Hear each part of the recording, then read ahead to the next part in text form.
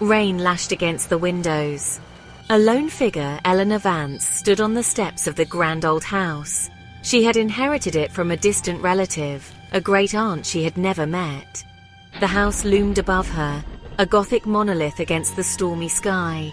Its windows were dark, like empty eyes staring into her soul. Eleanor shivered, feeling a chill that went beyond the cold November air. This wasn't just a house, it was a tomb of secrets, waiting to be unearthed. Eleanor pushed the heavy oak door open. The air inside was stale and thick with dust. A musty odor hung heavy, the scent of decay and forgotten things. She stepped inside, her footsteps echoing on the wooden floor. The house seemed to sigh around her, a low groan that spoke of ages past. Eleanor felt a presence, a coldness that seemed to cling to the very walls. This house was alive, she realized, but not with the warmth of living things. Eleanor explored the house, each room a portrait of neglect. Cobwebs draped the furniture like ghostly shrouds. Dust lay thick on every surface. The house was a labyrinth of dark hallways and shadowy corners. She wandered through rooms filled with the remnants of a bygone era, a gramophone with a cracked horn, a faded tapestry depicting a hunting scene, a grandfather clock frozen at the stroke of midnight. She felt a constant pressure, a weight on her chest that made it difficult to breathe. The silence was oppressive, broken only by the creaking of floorboards beneath her feet. She wasn't alone. She could feel eyes watching her, following her every move. The air grew colder, sending a shiver down her spine. Eleanor quickened her pace, eager to escape the suffocating atmosphere of the house. That night, lying in the old four-poster bed, Eleanor couldn't sleep. The storm raged outside, mirroring the turmoil within her. As she lay there, the shadows in the room seemed to twist and turn, taking on sinister shapes. And then it began. The whispers. Faint at first, like the rustling of silk, they grew louder, swirling around her. Pronouncements of despair and anguish. The room grew cold and a chill ran down her spine. She saw flickers of movement in the shadows, glimpses of figures from another time. A man in a tweed suit, his face etched with sorrow, arguing with a woman in a flowing white dress. Their voices were clear now, filled with a desperate longing. Eleanor sat up in bed, her heart pounding in her chest. These were not figments of her imagination. The house was alive with the echoes of the past. The visions continued night after night. Eleanor found herself drawn deeper into the house's history, each vision revealing a fragment of a tragic love story. The man in the tweed suit was Edward, the original owner of the house, and the woman in white was his beloved wife, Amelia. Their love had been passionate but forbidden, thwarted by societal expectations and familial obligations.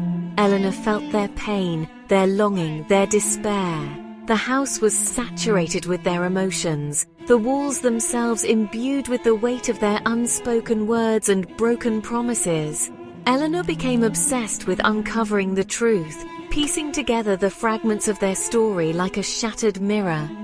She spent hours in the dusty attic, poring over old letters and faded photographs, desperate to understand the tragedy that haunted the house.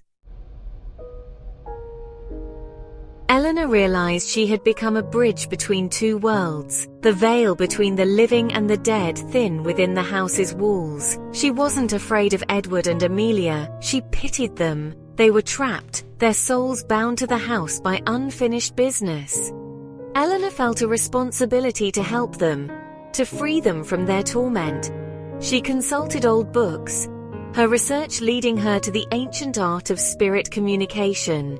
She learned about harnessing energy, focusing her will to pierce the veil. The house felt different now, the oppressive atmosphere lifting slightly, replaced by an expectant hush. Eleanor knew what she had to do. She had to give Edward and Amelia a voice, to help them find peace. Eleanor prepared the room carefully. She placed candles around the floor, their flickering flames casting dancing shadows on the walls. She laid out a white cloth and placed upon it objects that had belonged to Edward and Amelia, his pocket watch, her silver hairbrush. As darkness fell, she sat on the floor and closed her eyes, taking deep breaths to calm her racing heart. She reached out with her mind, her thoughts focused on Edward and Amelia. "Edward, Amelia," she whispered, her voice echoing in the silent room.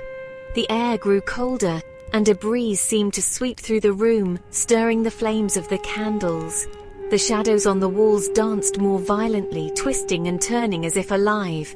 Eleanor felt a presence, strong and undeniable. They were here. The spirits of Edward and Amelia manifested as shimmering forms, their features indistinct but their sorrow palpable. Eleanor spoke to them with compassion, assuring them that she was there to help. Haltingly, their tragic story unfolded. They had been deeply in love, but their families were sworn enemies. Their love was forbidden, their happiness deemed impossible. Driven to despair, they had made a pact, choosing to end their lives rather than live apart. Edward had taken Amelia's life before taking his own, their love story ending in a tragic act of desperation. Their souls had remained tethered to the house, trapped by their guilt and sorrow. Eleanor listened with growing horror and sadness. As their tale unfolded, she realized that their love, while tragic, was tainted with a terrible secret. Edward, in his grief and madness, had misinterpreted Amelia's final wishes. She had not wanted to die. She had been carrying his child. The revelation hung heavy in the air. Edward recoiled, his spectral form flickering as if buffeted by a sudden wind. The depth of his actions, the consequences of his despair crashed over him. He had robbed Amelia of her life, their unborn child of its future, and himself of any chance of redemption. Eleanor knew what she had to do. She spoke to them with kindness and understanding, helping them to see the truth of their situation. Amelia had forgiven Edward, and she had found peace. It was time for him to do the same. Slowly, Edward's form began to fade. He reached out a spectral hand towards Amelia, their fingers brushing in a final poignant touch. Then, with a final sigh, they were gone. The room felt lighter, the air no longer thick with sorrow and regret. The house, once a prison, was finally at peace. Eleanor had fulfilled her purpose, laying to rest the ghosts of the past.